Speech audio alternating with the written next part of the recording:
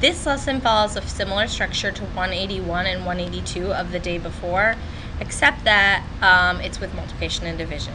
And there's this additional, so in the sense that, by the way, you're going to talk through some story problems, work them, but then and decide about, am I looking for the whole, am I looking for a part?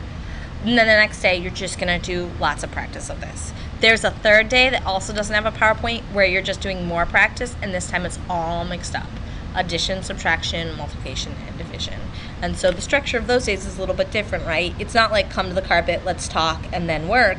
It's work, and then come to the carpet, and let's talk.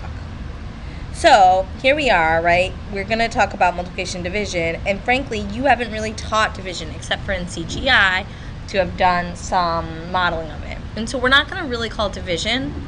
We're going to be calling it more missing multiplier, or missing the amount in each groups, or a backwards group story.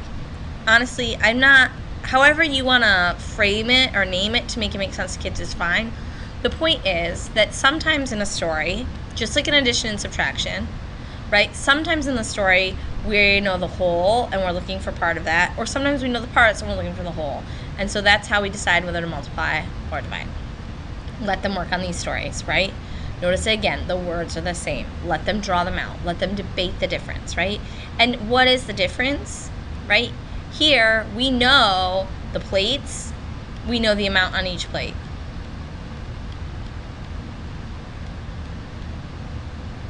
What we don't know, that's for here. What we don't know here is the total amount. And this one we probably can write an equation for. Although we're not that focused on equations when we're doing multiplication and division, because these are smaller numbers that we might have written repeated addition, right? There's lots of things we could have written here. But we know we're looking for the whole amount of cookies, right? All right, now let's think about this story problem. Sorry, I went out of order here. In this story problem, we know the total amount of cookies. He wants to put 8 cookies on the plates. That's the whole amount. We know the plates. We don't know how many go on a plate, right? And so you might write this as 2 times what makes 8, but that's not really important. Or maybe you're thinking of, okay, 8, take away 1, take away 1, take away 1 to put them on the plates, right? But either way, right, you're not looking for the whole amount of cookies. You're looking for part. You're looking for like how many is in each group, how many is in each plate. It's kind of backwards from this problem, right? You're looking for part of the cookies.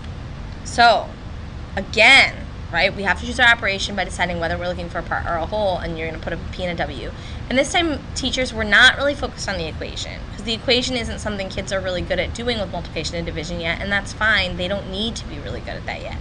What they need to be really good at is reading the story and deciding, right, are they asking me for all of whatever they're talking about, or are they asking me for just the part? And in which case, either I'm counting up all the cookies total because they're already, all the things because they're already in the groups, or I'm working backwards and putting them in groups. And so then you're going to read these, you're going to do a little vote with their hands, P and W, discuss them all, and then you just have practice with story problems, okay? So that's the next 2 days. After that is more practice, just multiplication and division, and then just mixed story problems.